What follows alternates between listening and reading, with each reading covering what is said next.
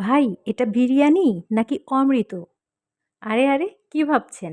এটা কিন্তু ভাই আমার কথা না। এই বিরিয়ানিটা রান্নার পর যারা এটার টেস্ট নিয়েছে, এটা হচ্ছে তাদের মন্তব্য। বোঝেন অবস্থা। শুরুতেই বলে নিচ্ছি, আজকের রেসিপিটা হতে যাচ্ছে পৃথিবীর সবচাইতে সহজ কিন্তু স্বাদে অতুলনীয় একটি রেসিপি। হ্যালো ভিউয়ার্স, আসসালামু আলাইকুম। আমি শাহনাজ। আপনারা দেখছেন আমার channel let's cook with Shahnaz. Biryani লাভার্সদের জন্য আজকে পৃথিবীর সবচাইতে সেরা স্বাদের একটি বিরিয়ানি রেসিপি নিয়ে এসেছি, যেটা হলো পুরান ঢাকার ঐতিহ্যবাহী হাজির বিরিয়ানি। শুরু থেকে শেষ পর্যন্ত সম্পূর্ণ ভিডিও জুড়েই বেশ কিছু টিপস এবং টেকনিক সহকারে রেসিপিটি একদম সহজ করে শেয়ার করার চেষ্টা করেছি। আশা করছি না টেনে সম্পূর্ণ ভিডিওটি ধৈর্য সহকারে দেখবেন।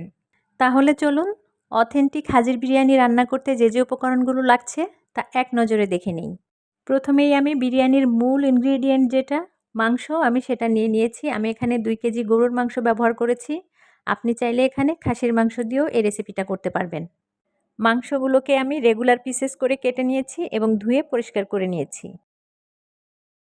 5টি মাঝারি সাইজের আলু এভাবে খোসা ছাড়িয়ে 2 টুকরো করে কেটে নিয়েছি।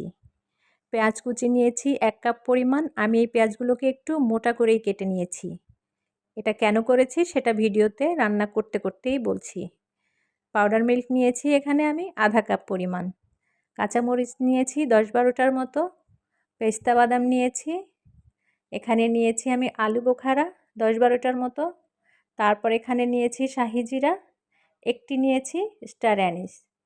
কিশমিশ নিয়েছি এখানে আদা বাটা, রসুন বাটা এবং গোলমরিচ বাটা। জিরা গুঁড়া আছে এখানে 1.5 টেবিল চামচ পরিমাণ। ধনিয়া গুঁড়া 1.5 টেবিল চামচ পরিমাণ, মরিচ গুঁড়া 1.5 টেবিল চামচ পরিমাণ। আধা লিটার লিকুইড গরুর দুধ নিয়েছি। 1 টেবিল চামচ চিনি নিয়েছি, স্বাদমতো লবণ নিয়েছি এবং এখানে আমি জর্দার রঙটা একটু পানিতে মিশিয়ে রেখেছি। আর আমি এখানে চিনি গুঁড়া চাল নিয়েছি 1 কেজির একটি প্যাকেট ব্যবহার করব। আমি 2 কেজি মাংসর জন্য 1 কেজি চাল রান্না করব। আর এখানে আমি রাঁধুনি রেডিমিক্স বিরিয়ানির মশলা নিয়েছি 1 প্যাকেট। প্যাকেটের গায়ে লেখা নির্দেশনাটা পড়ে নেবেন। এখানে যে পরিমাণ মশলা দেওয়া হয়েছে সেটা 1 কেজি মাংসের বিরিয়ানির জন্য। আমি যেহেতু এখানে 2 কেজি মাংসের বিরিয়ানি রান্না করব, তো সেজন্য প্যাকেট মশলাটা ছাড়াও আমাকে সবগুলো মশলাই পরিমাণ মতো ব্যবহার করতে হবে। আর এখানে আমি নিয়েছি আজান স্পেশাল ঘি। আমি আজান ফুডের পেজ থেকে এই ঘিটা অর্ডার করেছি। মাশাআল্লাহ, এই ঘিটা স্বাদে গন্ধে অতুলনীয়। আমি জাস্ট এই ঘিয়ের ফ্যান হয়ে গিয়েছি। আপনারাও চাইলে ট্রাই করে দেখতে পারেন। তারপর নিয়েছি আমি এখানে গোলাপ জল এবং কেওড়া জল। এই দুটোই আমি রান্নার শেষে ব্যবহার করব। তো শুরুতেই আমি একটি বড় সার্ভিং বোলের মধ্যে মাংসগুলো নিয়ে নিচ্ছি, কারণ এই বোলের মধ্যেই আমি এই মাংসগুলোকে মশলা সহ ম্যারিনেট করে নিব। একে একে মাংসের জন্য যে মশলাগুলো রেখেছি সেগুলো দিয়ে নিচ্ছি। প্রথমেই পেঁয়াজ কুচি দিয়ে নিয়েছি। আমি এখানে আদা বাটা, রসুন বাটা দিয়ে নিচ্ছি 1.5 টেবিল চামচ পরিমাণ করে এবং গোলমরিচ বাটা দিয়েছি 1 চা চামচ পরিমাণ। জিরা গুঁড়া দিয়ে দিলাম 1.5 টেবিল চামচ, ধনিয়া গুঁড়া 1.5 টেবিল চামচ এবং লাল মরিচের গুঁড়াও 1.5 টেবিল চামচ। স্বাদমতো লবণ ব্যবহার করছি। আমি এখানে 1.5 চা চামচ না 1.5 টেবিল চামচ পরিমাণ লবণ দিয়েছি। আর এখানে আমি টক দই ব্যবহার করিনি। টক দইয়ের পরিবর্তে আমি ঘন করে দুধ, জাল দেওয়া দুধ, তার সঙ্গে পাউডার মিল্ক মিশিয়ে আমি এখানে বাটারি মিল্ক তৈরি করে নিয়েছি ভিনেগার মিশিয়ে। আর সেই ঘন করে তৈরি করে নেওয়া বাটারি মিল্কটাই এখানে ব্যবহার করেছি। আমি পেঁয়াজ বেরেস্তা করার তেলটা এখানে ব্যবহার করেছি 3 টেবিল চামচ পরিমাণ। আর বেরেস্তা ব্যবহার করছি এখানে আমার হাতের 1 মুঠ পরিমাণ। এই বেরেস্তাটা আমার বাসাতেই তৈরি করা। রেসিপি জানতে চাইলে কমেন্টে জানাবেন। রেসিপির লিঙ্কটা আপনাদেরকে শেয়ার করে দিব। এবার হাতের সাহায্যে খুব ভালো করে কচলে এই মশলাগুলির সঙ্গে মাংসগুলোকে মিশিয়ে নিতে হবে, যেন প্রত্যেকটা পিস মাংসের সঙ্গে মশলাটা একদম ভালো করে মিশে যায়। আর এভাবে হাতের সাহায্যে কচলে মেখে নেওয়ার ফলে আপনার মাংসটার ভেতরে মশলাটা এমনভাবে ঢুকে যাবে যে রান্নাতে বসানোর পরপরই সুন্দর একটা স্মেল ছড়াবে এবং খুব সহজেই মাংসটা সেদ্ধ হয়ে যাবে। তো চুলায় এবার একটি প্যান বসিয়ে দিয়েছি এবং প্যানের মধ্যে আমি আবারও সেই আমার বেরেস্তা ভাজার তেল, ওখান থেকে প্রায় 1 কাপ পরিমাণ তেল এখানে আমি দিয়ে নিয়েছি। এত বেশি তেল দেখে ভয় পাবেন না, কারণ এই তেলের মধ্যেই আমি আলুগুলোকে ভেজে নিব এবং এই তেলেই আমার মাংসটাও রান্না হবে। তো আমি তেলের মধ্যে এখন আলুগুলো দিয়ে একটু নেড়েচেড়ে ভেজে নিচ্ছি। এগুলো মোটামুটি একটু ব্রাউন কালার, হালকা ব্রাউন কালার হয়ে আসলেই আমি তুলে নিব। তবে আগে একটু চেক করে নিতে হবে আলুগুলো সেদ্ধ হয়েছে কিনা, কারণ বিরিয়ানিতে আলুটা খেতে অনেকেই পছন্দ করে, তবে যদি সেই আলুটা ভালো মতো প্রপারলি সেদ্ধ না হয় তাহলে কিন্তু ওটা খেতে ভালো লাগে না। তো যাই হোক, আমার আলুগুলো সেদ্ধ হয়ে গেছে, এখন আমি এগুলোকে একটি পাত্রে তুলে নিচ্ছি, তেল ছেঁকে নিয়ে নিচ্ছি।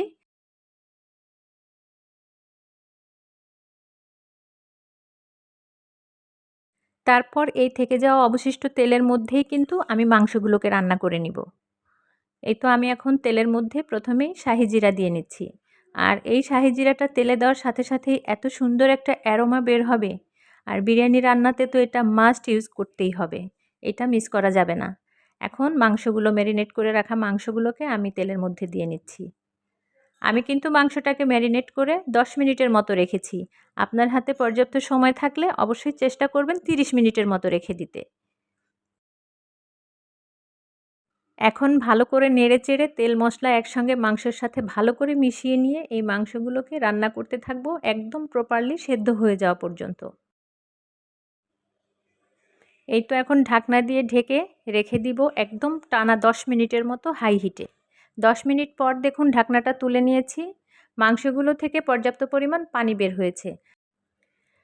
এখন এ পর্যায়ে আমি যে রাঁধুনি রেডিমিক্স যে বিরিয়ানির মশলাটা রেখেছিলাম সেখান থেকে প্রায় সবটা মশলা এই মাংসের সঙ্গে দিয়ে নিয়েছি। সামান্য একটুখানি রেখে দিয়েছি, সেটা আমি পরে রাইসের সঙ্গে ব্যবহার করব।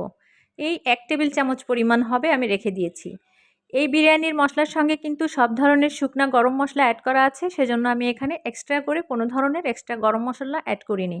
আর খুব বেশি মশলাদার হলেই যে বিরিয়ানি খুব বেশি স্বাদ হবে এমন কিন্তু কোনো কথা নেই। কম মশলায় কম তেলে রান্না করেও কিন্তু অনেক সুস্বাদু করে এই হাজির বিরিয়ানিটা রান্না করা যায়।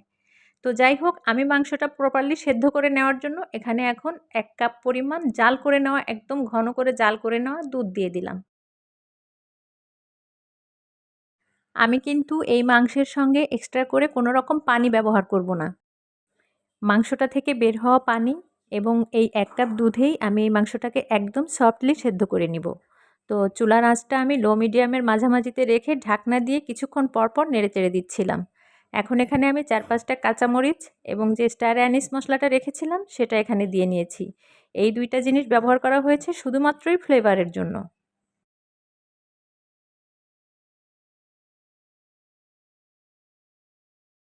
এবার আবারও ঢাকনা দিয়ে ঢেকে দিব এখানে 20 মিনিটের জন্য। তবে এর ফাঁকে ফাঁকে 2-1 বার কিন্তু আমি ঢাকনা তুলে চেক করে নিচ্ছিলাম এবং নেড়ে দিচ্ছিলাম যাতে করে তলানিতে লেগে না যায়।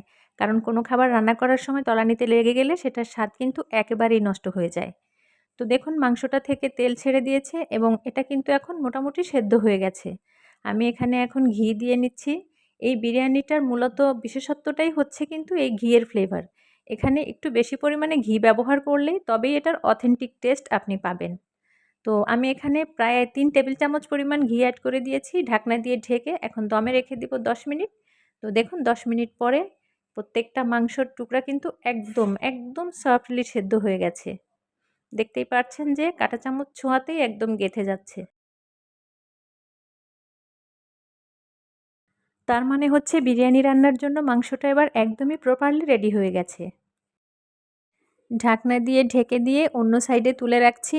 আর এই পাশে আমি আমার সেই চিনি গুঁড়ার চালটাকে ভালো করে ধুয়ে পরিষ্কার করে নিয়ে পানিতে ভিজিয়ে রেখেছিলাম প্রায় আধা ঘন্টার মতো।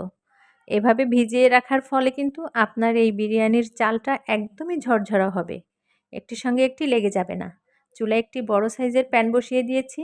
আবারও সেই বেরেস্তা ভাজা তেল দিয়ে নিচ্ছি এখানে আমি প্রায় 3 টেবিল চামচের মতো। আধা কাপ পরিমাণ ঘি দিয়ে নিচ্ছি। আগেই বলেছি যে এই রান্নাটা বেশিরভাগ ঘিয়ের ওপরেই করা হবে। তেলটা আমি সামান্য পরিমাণেই ব্যবহার করেছি।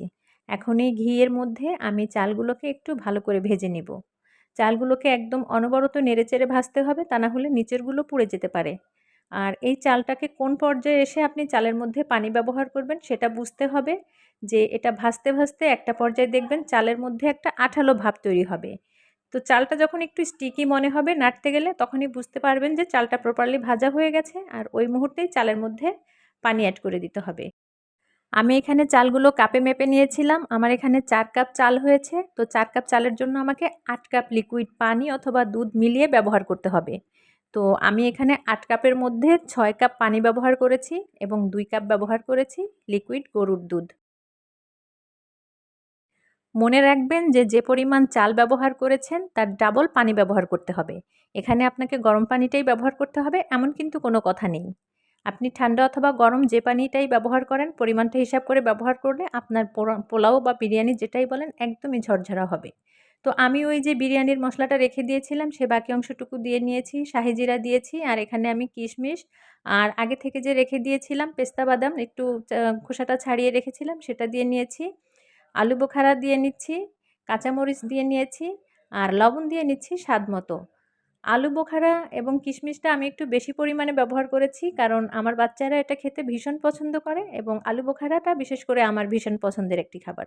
আর চিনি দিয়ে নিয়েছি 1 টেবিল চামচ পরিমাণ। এবার সব কিছু একসঙ্গে নেড়েচেড়ে মিশিয়ে নিয়ে ঢাকনা দিয়ে ঢেকে দিব বলক আসা পর্যন্ত।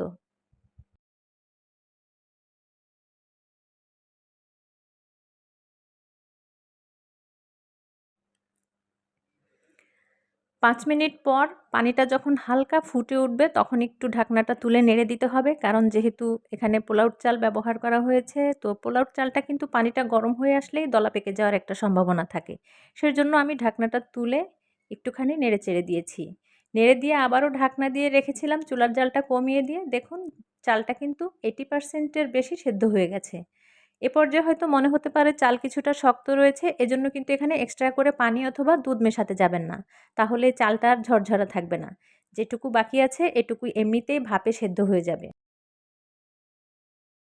পানির সঠিক পরিমাপ এবং চুলার তাপমাত্রা ঠিক রেখে আপনি যদি রান্না করেন তাহলে আপনার একটি চালও সেদ্ধ হওয়া ছাড়া থেকে যাবে না, একটি চালও ভেঙে যাবে না বা পাতিলের তলায় লেগে যাবে না। এ পর্যায়ে আমি এই রাইসটাকে কিছুটা ক্রিমি করে নেওয়ার জন্য এর উপর দিয়ে বেশ কিছুটা গুঁড়া দুধ ছিটিয়ে দিচ্ছি। এখানে আপনি চাইলে পাউডার মিল্কের পরিবর্তে কিন্তু মাওয়াও ব্যবহার করতে পারবেন। অথেন্টিক হাজির বিরিয়ানিতে কিন্তু এই পর্যায়ে এসে মাওয়া অথবা পাউডার মিল্ক ব্যবহার করা হয়, সেটা চালের পরিমাণ হিসাব করেই ব্যবহার করা হয়। তো পাউডার মিল্কের সঙ্গে ভালো করে নেড়ে রাইসটা মিশিয়ে নিচ্ছি। মিশিয়ে নিয়ে আমি এটাকে 5 মিনিটের জন্য একদম ঢাকনা দিয়ে ঢেকে দমে রেখে দিব। প্রিয় ভিউয়ার্স, আপনারা কে কোথা থেকে আমার ভিডিওটি দেখছেন কমেন্ট করে জানাবেন। তাহলে আপনাদেরকে ধন্যবাদ জানাতে আমার সুবিধা হয়।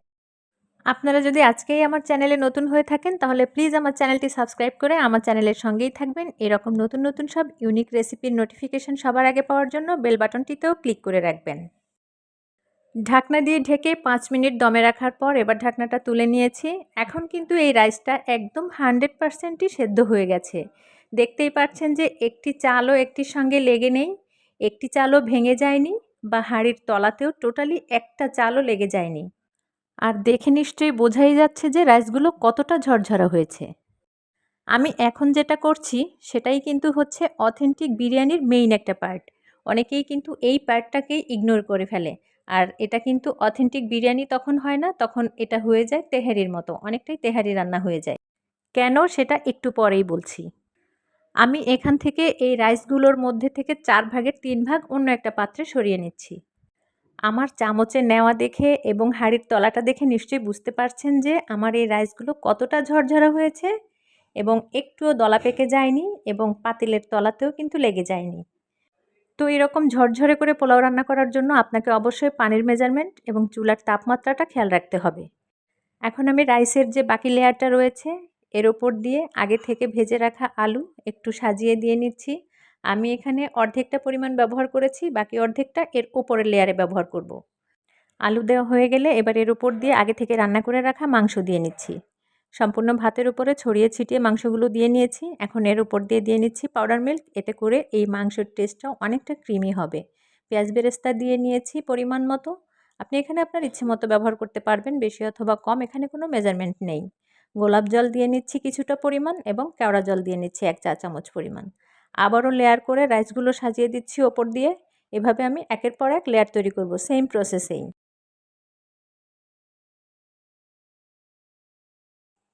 তো রাইসগুলো ভালো করে বিছিয়ে দেওয়ার পরে আবারও আলু দিয়ে নিচ্ছি।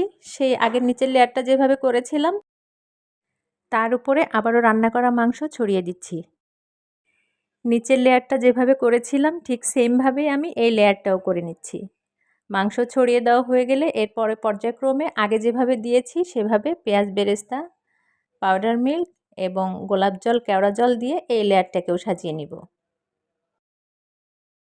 এই ইনগ্রেডিয়েন্টগুলো কিন্তু চাইলে একেবারে লাস্টে উপর দিয়েও ব্যবহার করা যেত, কিন্তু তাতে করে কিন্তু এটার অথেন্টিক যে স্মেল বা ফ্লেভার কোনোটাই পাওয়া যেত না। সেজন্যই আমি প্রত্যেকটা লেয়ারে আলাদা আলাদা করে সবগুলো উপকরণ ব্যবহার করেছি।